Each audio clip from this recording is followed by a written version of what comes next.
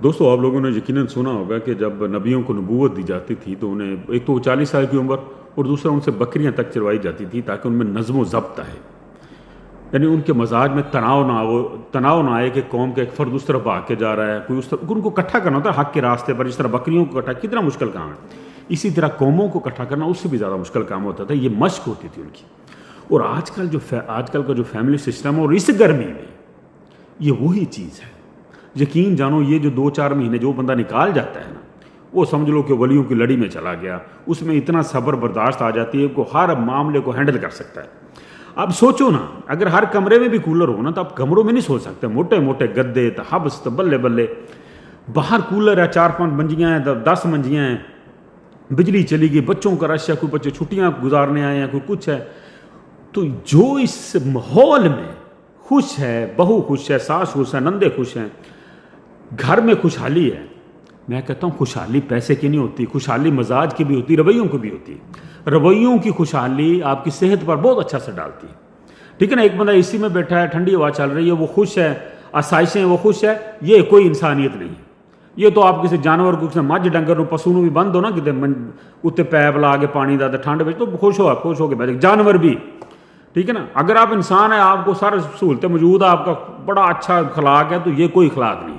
اخلاق اچھا وہ ہے جو اس تنگ دستی میں بھی اتنے اکٹھ کو چلا رہا ہے، اور اس حبس زدہ ماحول میں جس میں آبادی کا بھی رش ہے، ویسے بھی ہے، رویے ہیں، مہنگائی ہے، انکم نہیں ہے، پھر بھی وہ بولتا نہیں ہے، اس کے لہجے سے آگ نہیں نکلتی، تو یہ ہیں وہ لوگ جن کو میں شاباش دیتا ہوں، اور یہ ہیں وہ لوگ جن کو اشرف المخلوقات کہا جاتا ہے، ٹھیک ہے نا جی۔ یہ ہیں وہ رویے۔ تو میں داد دیتا ہوں، بلکہ میں کہوں گا کہ جو بھائی مجھے سن رہے ہیں، جو بہنیں مجھے سن رہی ہیں، جو اس طرح رہے نا، نئی نویلی دلہن ہے بیچاری، کٹھ میں آ گئی، کٹھے کمرے میں سونا میاں بیوی نے، باہر منجے ڈال کے ستے ہیں، ٹھیک ہے نا۔ تو صبر کریں۔ آپ اپنی ماں سے پوچھیں، اپنی بہن بھائی چاچی تائی سے پوچھیں، انہوں نے بھی اپنے آپ کو اسی دلدل سے نکالا ہے۔ ہر دلہن، ہر دلہا اسی پل صراط سے گزر کر وکھرا ہوا ہے، ٹھیک ہے نا، اسی کھچ سے گزر کر وکھرا ہوا ہے۔ لڑائیاں بلے بلے، پھر جا کر کچھ سانس آتی کوئی 10 سال کے بعد۔ ہمارا جو مینیو لسٹ ہے نا، اس میں یہی کچھ ہے۔ آپ اس گھر میں نہ آتی جہاں آپ بیٹھی ہوئی ہیں، آپ دوسرے گھر میں چلے جائیں، وہاں بھی یہی کنجر خانہ، کسی گھر میں بھی دیکھ لیں، آپ اپنی بہنوں سے پوچھ لیں، آپ اپنے بھائیوں سے پوچھ لیں جو مجھے سن رہے ہیں، تو یہی ہے مینیو، اسی میں سے ہم نے چوز کرنا ہے۔ دیکھو نا، ہمارے جو باپ دادا تھے ان کے پاس کیا تھا، انہوں نے ہمیں جمع ہے اور پال کر بڑا کر دیا، ٹھیک ہے نا۔ ہماری جو نسل ہے، یہ ایک آدھ بندہ باہر جاتا ہے تو تھوڑا بہت مکانوں کو سیدھا مودہ کر کے تو بھڑا بڑوں ویاہ کر کے تو مساں جا کے نا تھوڑا جا گریسفل جی لائف گزارنا شروع کر دینا۔ نہیں افورڈ کر سکتا بندہ ہر کمرے میں اے سی، ٹھیک ہے نا۔ تو صبر ہے جی، اور اس ماحول میں، اس حبس زدہ ماحول میں جو صبر ہے، یہ سب سے بڑھ کر ہے۔ اللہ انشاءاللہ اسی صبر کو پھل لگاتا ہے، جس کو ہم میٹھا پھل کہتے ہیں۔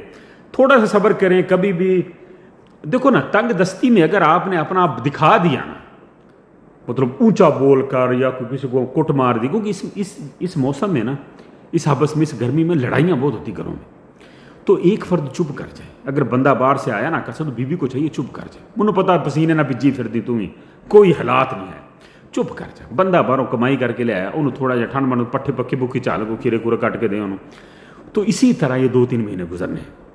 تو جو باہر بیٹھے ہیں وہ بھی اپنے ماں باپ کو جو تبلیغ کریں کہ امی ابو تسی تھوڑا جہا مٹھا چلو۔ تو بہنوں کو بھی میری یہی درخواست ہو، نہیں میری دلہنیں ہیں، مجھے ان پر بڑا ترس آتا ہے، ٹھیک ہے نا۔ تو صبر کریں میری بہنوں، کیونکہ ہمارے وسائل ہی اتنے ہیں، جیسے ہمارے ماں باپ تھے ویسے آپ کے ساس سسر ہیں۔ یقین جانو دونوں ہی فریق ایک جیسے۔ شادیاں بھی کرنی ہوتی، شادیاں نہ کریں تو عمریں بڑھ رہی ہیں، آج کل تو شادیاں ویسے کوئی 32-33 سال کی عمر میں جا کر کرتے ہیں بیچارے، وہ بھی اسی کٹھ میں اس کو گھسنا پڑتا ہے، الگ مکان بنا ہی نہیں سکتے۔ تو اس گرمی کے موسم میں سب سے بڑی بات، وہ فیملیاں میرے نزدیک جن کو میں تمغہ دینا چاہتا ہوں، تمغہ حسن اخلاق کہہ لو، کہ جو اس حبس میں،